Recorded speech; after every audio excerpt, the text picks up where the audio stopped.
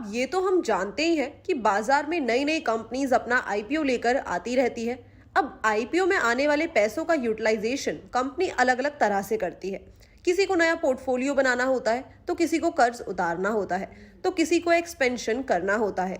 लेकिन अब एक रिपोर्ट सामने आई है जिससे पता चलता है कि आईपीओ के जरिए पैसा जुटाने के प्रोसेस में कमी देखी जा रही है। लंदन की डेटा एनालिटिक्स और कंसल्टिंग कंपनी ग्लोबल डेटा ने कैलेंडर ईयर 2023 के लिए एक रिपोर्ट जारी की है। रिपोर्ट में बताया गया है कि कंपनियों की तरफ से आईपीओ के जरिए फंड रेजिंग यानी कि फंड जुटाने के प्रोसेस में 52.2% की कमी आई है और अब ये घटकर 147.2 अरब डॉलर पहुंच गया है। रिपोर्ट के मुताबिक अगर देश के लेवल पर बात करी जाए तो इस ड्यूरेशन में इंडिया में 3.8 अरब डॉलर के 152 ट्रांजैक्शन के साथ लिस्ट में टॉप पर है। इंडिया के टॉप रैंक पर रहने का मेजर रीजन एसएमई आईपीओ के ज्यादा नंबर्स हैं। आईपीओ के जरिए फंड रेजिंग के मामले में भारत के बाद दूसरा नंबर अमेरिका का आता है।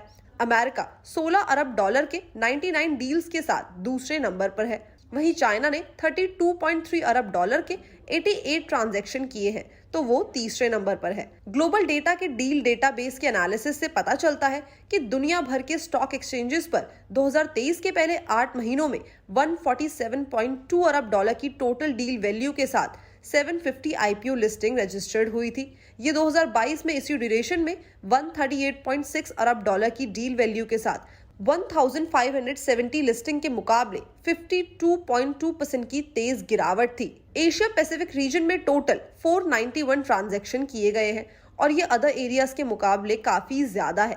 इन ट्रांजैक्शन की वैल्यू 44.4 अरब डॉलर थी।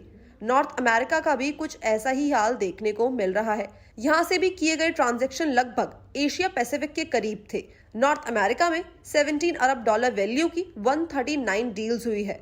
ग्लोबल डेटा में कंपनी प्रोफाइल एनालिस्ट आइडल ग्रैंडी ने कहा है, ग्लोबल लेवल पर इस सिग्निफिकेंट डिक्लाइन के पीछे मेन रीजन में से एक तो दुनिया भर में इकोनॉमिक डेवलपमेंट में डिक्लाइन, टाइट मॉनेटरी मेजर्स और इंक्रीजिंग जियोपॉलिटिकल कॉन्फ्लिक्ट को जिम्मेदार ठहराया जा सकता है। यूएस पैक बाजार को लगातार चैलेंजेस का सामना करना पड़ रहा है क्योंकि नेगोशिएशन काफी कठिन हो गया था। इसके अलावा बड़े नंबर्स में एसपीएसी है जिन्होंने अभी तक अपने प्लान्स का खुलासा नहीं किया है या तो फिर डी-स्पैक प्रोसेस पूरा नहीं किया है, जिससे अपकमिंग मंथ्स में उनकी एक्सपायरी डेट नजदीक आने के कारण उन्हें लिक्विडेशन का खतरा है। ग्लोबल डेटा के अकॉर्डिंग 2023 में अब तक आईपीओ एक्टिविटी में लीडिंग एरिया टेक्नोलॉजी और कम्युनिकेशन थे, जिनमें 75.9 अरब डॉलर की टोटल वैल्यू के साथ 145 ट्रांजैक्शन दर्ज किए गए थे। इसके बाद 82 डील्स 6.05 अरब डॉलर के साथ फाइनेंशियल सर्विसेज, 73 ट्रांजैक्शन यानी कि 3.9 अरब डॉलर के साथ फार्मास्यूटिकल और हेल्थ केयर और 57 ट्रांजैक्शन यानी कि 2.9 अरब डॉलर के साथ इंडस्ट्रियल गुड और मशीनरी का नंबर था। अब ज्यादातर एनालिस्ट को उम्मीद है कि स्ट्रॉन्ग इकोनॉमी और ग्लोबल सेंट्रल बैंक द्वारा अपने मॉनेटरी पॉलिसी स्टांस को आसान बनाने के कारण फाइनेंशियल मार्केट में तेजी आएगी और इस बीच आने वाले महीनों में प्राइमरी मार्केट एक्टिविटी में भी तेजी देखने को मिलेगी।